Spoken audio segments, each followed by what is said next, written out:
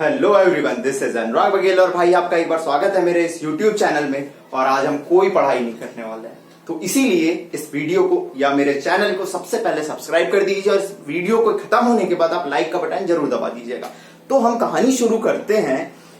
NEET की तैयारी करने उतरा एक योद्धा। वो योद्धा हो सकता है या वॉरियर हो सकता है। आइदर वो 10th पास करके 11th में आया हो, 11th से 12th में बहुत सारी प्रॉब्लम से गुजर रहा हो, या 12th पास करने के बाद आप ड्रॉप लिया।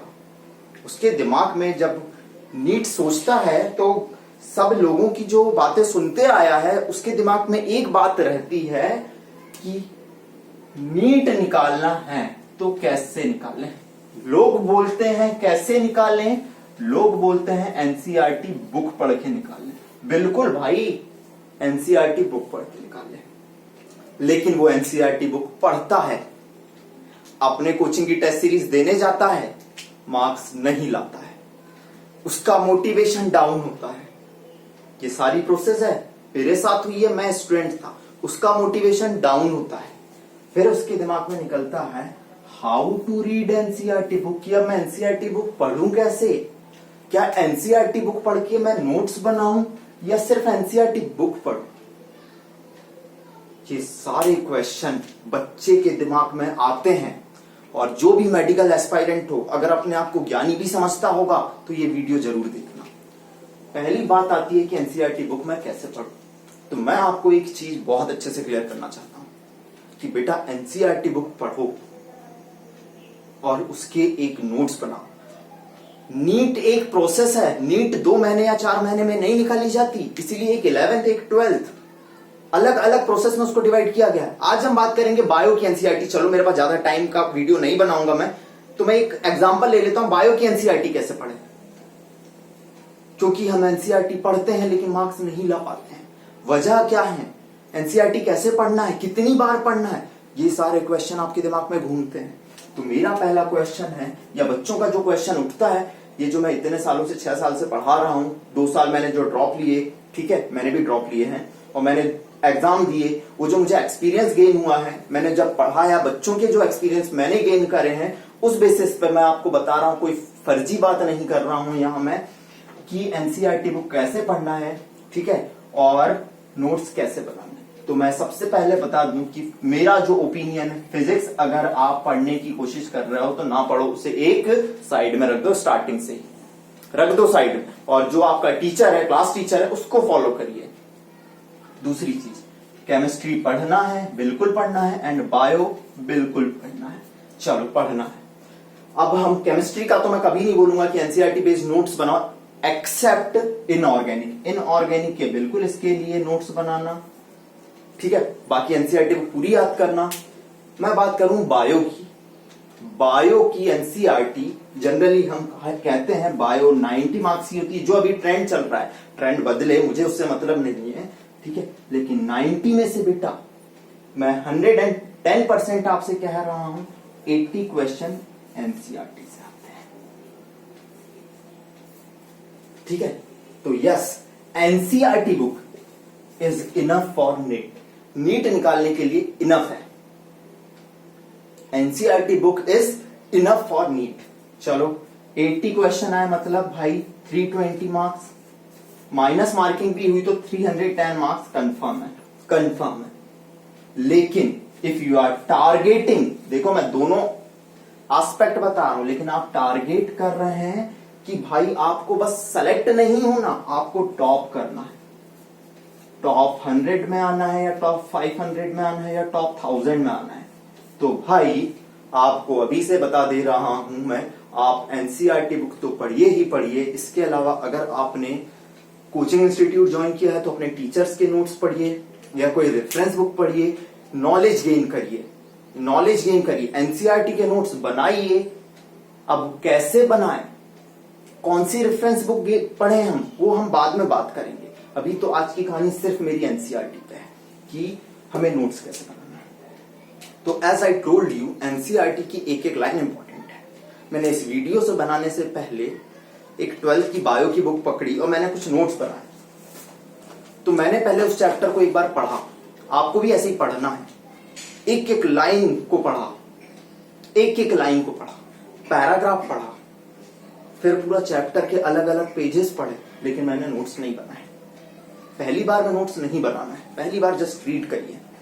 अब आपको समझ आ गया, अच्छा अच्छा ये चीजें होती हैं। दूसरी बार बैठिए, फिर से एक एक लाइन पढ़िए। तो मैंने एक एक लाइन पढ़ा, जैसे मैंने बायोडाइवर्सिटी चैप्टर पढ़ा, 12th एनसीईआरटी का शायद सेकंड लास्ट या लास्ट चैप्टर है, उसमें बात करी जाती है।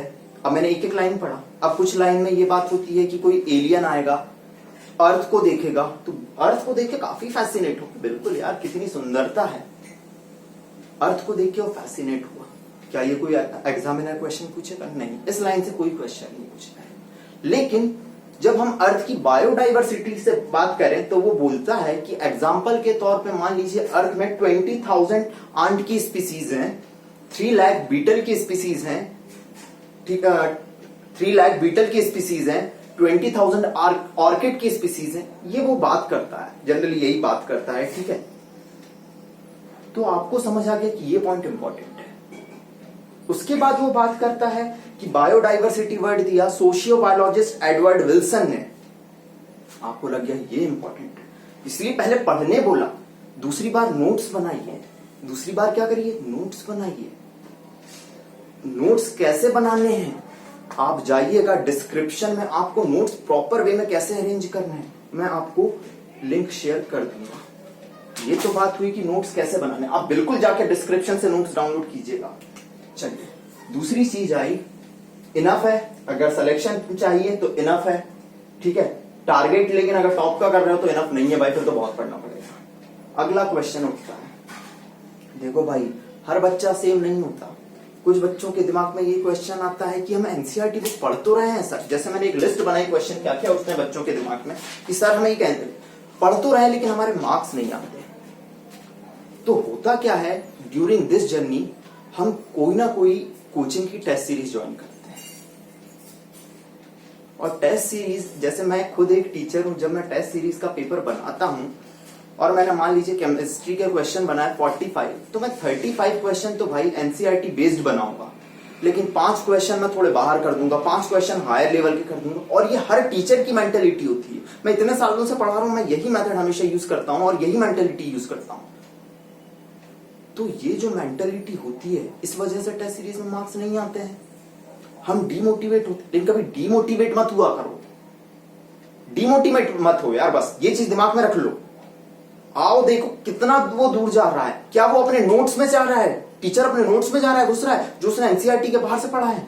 तो फिर आपको अगर लग रहा है कि भाई टेस्ट सीरीज में स्कोर करना है तो आप थोड़े नोट्स पढ़ के जाइए, लेकिन कभी भी ये मत भूलिए कि टारगेट आपका एनसीईआरटी पढ़ना है। बिल्कुल प्रॉपर नोट्स पे फोकस होते रहिए, नोट्स पढ़ते रहिए, ताकि आपको पढ़ने की हैबिट बनेगी, ज्यादा पढ़ने की हैबिट बनेगी, लेकिन एनसीईआरटी मत भूलिए।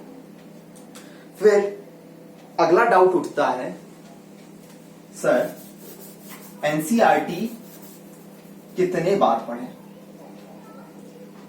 कितने बार पढ़े, how many times NCERT we should have to read. मेरे दोस्त ने तो सर 50 बार पढ़ी थी सर, तभी उनको याद हुई थी। बेटा देखो, कुछ लोग 2-3 बार पढ़ते हैं और कुछ लोग साल भर पढ़ते हैं, 8-10 बार, कुछ लोग 20-30 बार पढ़ लेते हैं 2 सालों में, फिर भी सिलेक्शन नहीं होता।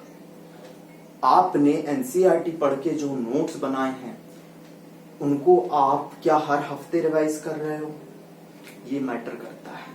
कभी भी अपना टारगेट ऐसे रखो बहुत कि भाई एक आपका टारगेट सेट होना चाहिए कि ये टारगेट में जाना है मुझे, कि 6 दिन पढ़ूंगा, 7वें दिन मैं रिवीजन करूंगा। बायो के जो मैंने नोट्स बनाए हैं 7वें दिन मैं उसका रिवीजन करूंगा। जब वो 2 हफ्ते तक रिवीजन हो जाए तो फिर ये सोचिए कि भाई 15 दिन बाद मैं इसको फिर रिवाइज करूंगा। ऐसे रेगुलर इंटरवल में एक माइंड सेट डिसाइड करिए कि मुझे इन चीजों का रिवीजन कब करना है। जब रिवीजन होना चालू होगा बेटा, तो ही आपको बायो याद होना शुरू होगी या कोई भी सब्जेक्ट आपको याद होना शुरू होगा। चलिए, और बच्चों के क्वेश्चन उठते हैं कि सर हमें पढ़ तो लिया लेकिन क्वेश्चन नहीं बने, सिली मिस्टेक हो गई। तो सिली मिस्टेक क्यों होती है?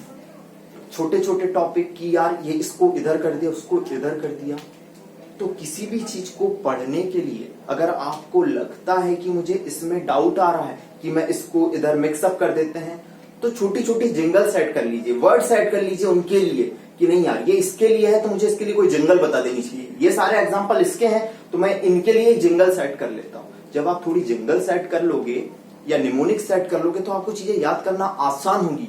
और हमेशा अपना उस वीक पॉइंट को पेपर देने के बाद, टेस्ट सीरीज देने के बाद एनालिसिस करिए कि मुझसे ये सिली मिस्टेक किस वजह से हुई, उन मिस्टेक्स पे ध्यान दीजिए। ठीक है, अगली चीज, चलिए अगली चीज जो उठती है कि सर कितना हार्डवर्क करना है। तो देखो पर ऐसा कोई क्वेश्चन नहीं, ऐसा कोई टाइम टेबल नहीं कि आपको हार्डवर्क कितना करना है, मेहनत कितनी करनी है। ये तो एक कांस्टेंट प्रोसेस है। जिस दिन आपने 11th ज्वाइन करी उस दिन समझ लीजिए कि आप एक जंग के लिए तैयार हो रहे हैं। You are a warrior. आपको 2 साल तक रुकना नहीं है, थमना नहीं है। आज मैं यहां खड़ा हूं, मैं दिन रात मेहनत करता हूं चीजों के लिए, and no one is going to stop me, चाहे कैसी सर्कमस्टेंसेस आए, हमें रुकना नहीं है। बस मैं इस बात के साथ इस वीडियो को खत्म करूंगा। और मैं इसकी तैयारी कैसे करें, मेरी सीरीज आती जाएगी बेटा, लेकिन please keep it in your mind, रुकना नहीं है, बढ़ते जाना है। शुरू हो गए तो ये नहीं कि क्या मुश्किलें आ रही हैं। आज के जमाने में साइड इफेक्ट है, मोबाइल है, सोशल मीडिया है, उनके साथ रहते हुए भी योद्धा अपने टारगेट को एकदम अर्जुन की तरह मान के चल रहा है, वो मैटर करता है। Have a good time. और वीडियो को प्लीज सब्सक्राइब करना ना भूलिएगा और डिस्क्रिप्शन में जाके देखिएगा कि भाई आपको नोट्स कैसे बनाने हैं। एक बार आप सीख गए कि नोट्स कैसे बनाने हैं तो भाई आपकी गाड़ी चलती। हैव अ गुड डे, नमस्कार।